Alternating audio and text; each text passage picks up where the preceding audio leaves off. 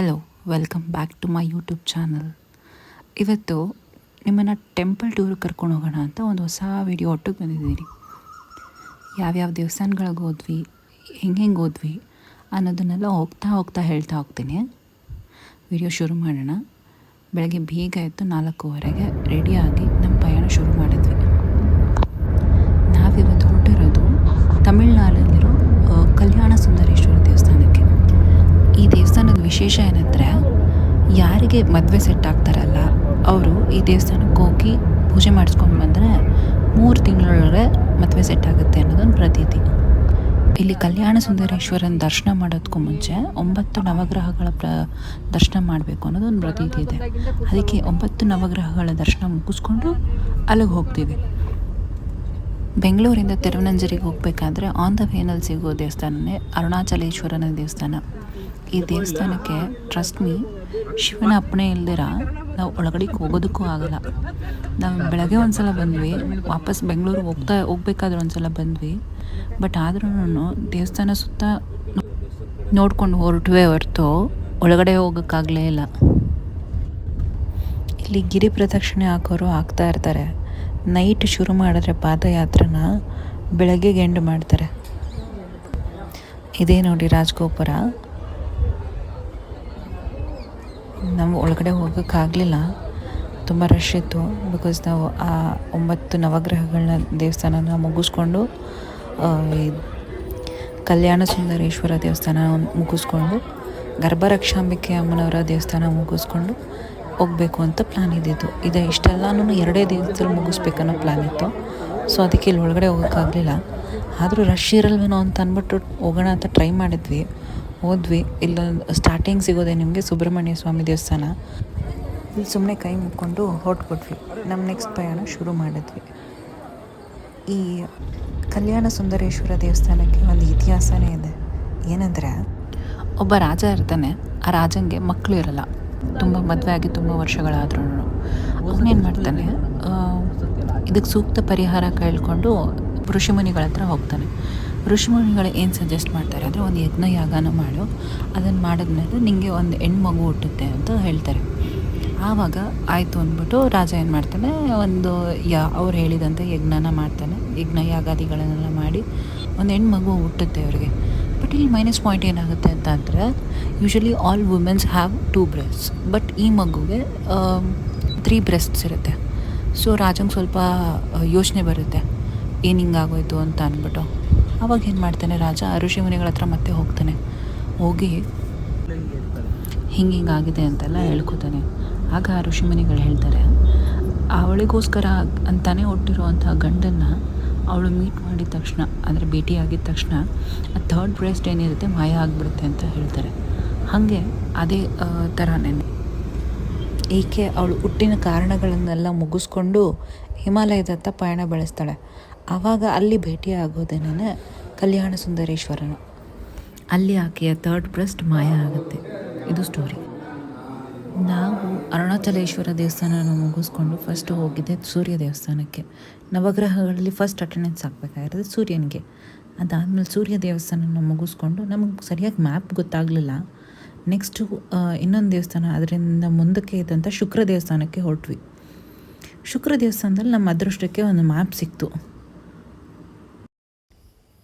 Literally ತಮಿಳ್ನಾಡಲ್ಲಿ ಒಂದು round ಹಾಕಿದ್ದೀವಿ. ಇದು ಶುಕ್ರ ದೇವಸ್ಥಾನದ ಎಂಟ್ರಿ.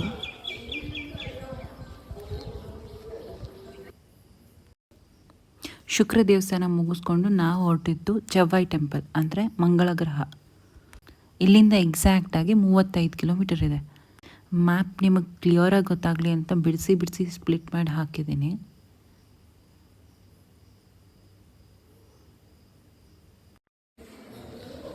ಇದೇ ಚೆವ್ವಾಯಿ ಟೆಂಪಲ್ಲು. ಇಲ್ಲಿ ಈಚೆಗಡೆ ಉಪ್ಪು ಮತ್ತು ಬೆಲ್ಲ ಕೊಡ್ತಿರ್ತಾರೆ. ಉಪ್ಪು ಮತ್ತು ಬೆಲ್ಲನ ಕಲ್ಯಾಣಿನಲ್ಲಿ ಹಾಕಬೇಕು ಬೇಡ್ಕೊಂಡು. ಏನಕ್ಕಂದರೆ ನಮ್ಮ ಕಷ್ಟಗಳೆಲ್ಲ ಉಪ್ಪು ಮತ್ತು ಬೆಲ್ಲ ಕರಗೋಗ್ಲಿ ಅನ್ನೋ ಅರ್ಥದಲ್ಲಿ ಅಷ್ಟೇ. ಕಲ್ಯಾಣಿನಲ್ಲಿ ಉಪ್ಪು ಮತ್ತು ಬೆಲ್ಲ ಹಾಕಿ ಮತ್ತು ದೇವಸ್ಥಾನದ ಒಳಗಡೆ ಹೋದ್ವಿ. ಇಷ್ಟು ಪ್ರಶಾಂತವಾಗಿತ್ತು ಅಂತ ಜಾಗ.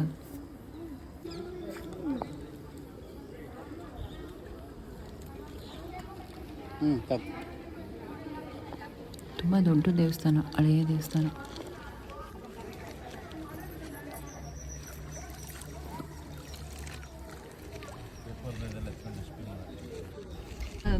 ಇಲ್ಲಿಂದ ನಮ್ಮ ನೆಕ್ಸ್ಟ್ ಪಯಣ 15 ಕಿಲೋಮೀಟರ್ ದೂರದಲ್ಲಿರೋ ಬುಧಗ್ರಹ ಟೆಂಪಲ್ಗೆ. ಇದೇ ನೋಡಿ ಬುಧಗ್ರಹ ಟೆಂಪಲ್. ಪ್ರತಿ ದೇವಸ್ಥಾನದಲ್ಲಿ ಏನು ವಿಶೇಷ ಅಂದರೆ ಒಂದು ಶಿವನ ಲಿಂಗ ಇರುತ್ತೆ, ಲಿಂಗದ ಪಕ್ಕ ಗ್ರಹ ಇರುತ್ತೆ, ಅದೇ ವಿಶೇಷ. ಬುಧಗ್ರಹನ ಮುಗಿಸ್ಕೊಂಡು ನಾವು ಇಲ್ಲಿಂದ ನೆಕ್ಸ್ಟ್ ಹೊರಟಿದ್ದೆ ಕೇತುಗ್ರಹ ದೇವಸ್ಥಾನಕ್ಕೆ. ಇದು ಕೇತುಗ್ರಹ ದೇವಸ್ಥಾನದ ಕಲ್ಯಾಣಿ. ಕೇತುಗ್ರಹ ದೇವಸ್ಥಾನ ಇದು ಬುಧಗ್ರಹ ದೇವಸ್ಥಾನದಿಂದ 8 ಕಿಲೋಮೀಟರ್ ಇದೆ ಕರೆಕ್ಟಾಗಿ. ಇಲ್ಲಿಂದ 40 ಕಿಲೋಮೀಟರ್ ದೂರದಲ್ಲಿರುವಂಥದ್ದು ಶನಿಗ್ರಹ ದೇವಸ್ಥಾನ. Night full 8:30 ಆಗೋಗ್ಬಿಟ್ಟಿತ್ತು. ನಾವು ಇಲ್ಲಿ ಹಾಲ್ಟ್ ಆದ್ವಿ ಶನಿಗ್ರಹ ದೇವಸ್ಥಾನದ ಹತ್ರ. ನೆಕ್ಸ್ಟ್ ಬೆಳಗ್ಗೆ ಎದ್ದು ಫ್ರೆಶ್ ಅಪ್ ಆಗಿ ಶನಿಗ್ರಹ ದೇವಸ್ಥಾನಕ್ಕೆ ಹೋದ್ವಿ. ಇದೇ ಶನಿಗ್ರಹ ದೇವಸ್ಥಾನ. ಅಲ್ಲಿ ಎಳ್ಳು ಬತ್ತಿ ಮಾಡ್ತಾಯಿರ್ತಾರೆ, ಅದು ಹಚ್ಚಿದ್ವಿ. ನೆಕ್ಸ್ಟ್ ನಾವು ಹೋಗಿದ್ದೆ ಶನಿಗ್ರಹ ದೇವಸ್ಥಾನದಿಂದ 46 ಕಿಲೋಮೀಟ್ರ್ ದೂರದಲ್ಲಿರುವಂಥ ರಾಹು ದೇವಸ್ಥಾನಕ್ಕೆ. ಇದೇ ರಾಹು ದೇವಸ್ಥಾನ. ಎಲ್ಲ ತುಂಬ ಹಳೆಯ ದೇವಸ್ಥಾನಗಳೇ. ಎಲ್ಲ ದೇವಸ್ಥಾನದಲ್ಲೂ ಕಾಮನ್ ಅಂದರೆ ಲಿಂಗದ ಪಕ್ಕ ಒಂದು ಗ್ರಹ. ಆ್ಯಂಡ್ ಮೋಸ್ಟ್ ಆಫ್ ದ ದೇವಸ್ಥಾನದಲ್ಲಿ ಕಾಮನ್ ಇರೋದು ಕಲ್ಯಾಣಿ. ಇಲ್ಲಿನ ಕಲ್ಯಾಣಿ ತುಂಬ ಚೆನ್ನಾಗಿತ್ತು.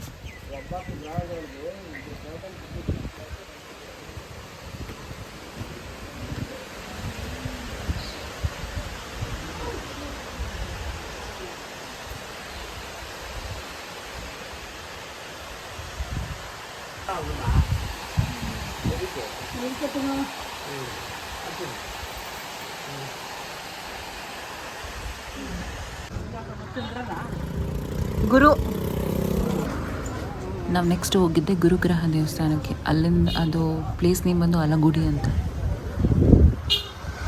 ಇದೇ ಗುರುಗ್ರಹ ದೇವಸ್ಥಾನ.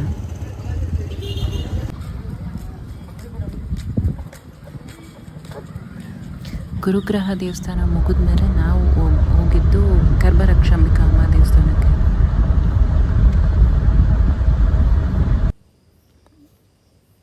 ಇದೇ ಗರ್ಭರಕ್ಷಾಂಬಿಕಾ ಅಮ್ಮನವ್ರ ದೇವಸ್ಥಾನ. ಇಲ್ಲಿ ಬಂದು ಬೇಡ್ಕೊಂಡು 11 ದೀಪ ತಗೊಂಡು 2 ಶಿವನ ಹತ್ರ ಇನ್ನು ಮಿಕ್ಕಿದ 9 ಅಮ್ಮನವ್ರ ಮುಂದೆ ಅಂಟಿಸಿ ತುಪ್ಪ ದೀಪನ ಹಚ್ಚಿ ಅಮ್ಮನವ್ರ ಹತ್ರ ಬೇಡ್ಕೊಂಡು ಅರ್ಚಕರ ಹತ್ರ ಪೂಜೆ ಮಾಡಿಸ್ಕೊಡ್ತಾರೆ ಅರ್ಚಕರು. ಅಲ್ಲಿ ತುಪ್ಪ ತೊಗೊಂಡೋಗಿ ನಮ್ಮ ನಾರ್ಮಲ್ ತುಪ್ಪಕ್ಕೆ ಮಿಕ್ಸ್ ಮಾಡ್ಕೊಂಡು 48 ದಿನ ಗಂಡ ಹೆಂಡತಿ ತಿನ್ನೋದ್ರಿಂದ ಮಕ್ಕಳ ಫಲ ಆಗುತ್ತೆ ಅನ್ನೋದೊಂದು ವಾಡಿಕೆ. ನಾವು ನೆಕ್ಸ್ಟ್ ಬಂದಿದ್ದೆ ಚಂದ್ರನ ದೇವಸ್ಥಾನಕ್ಕೆ. ಇದೇ ಅದು ಚಂದ್ರಗ್ರಹ ದೇವಸ್ಥಾನ. ಅದಾದಮೇಲೆ ಬಂದಿದ್ದು ಫೈನಲಿ ಕಲ್ಯಾಣ ಸುಂದರೇಶ್ವರನ ದೇವಸ್ಥಾನಕ್ಕೆ. ನಮ್ಮ ಅಕ್ಕೆ ಇಲ್ಲಿ ತೀರ್ತು.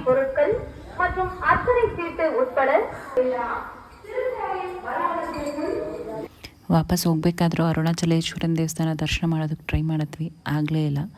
ಇದಾಗಿತ್ತು ನಮ್ಮ ವ್ಲಾಗ್. Thank you.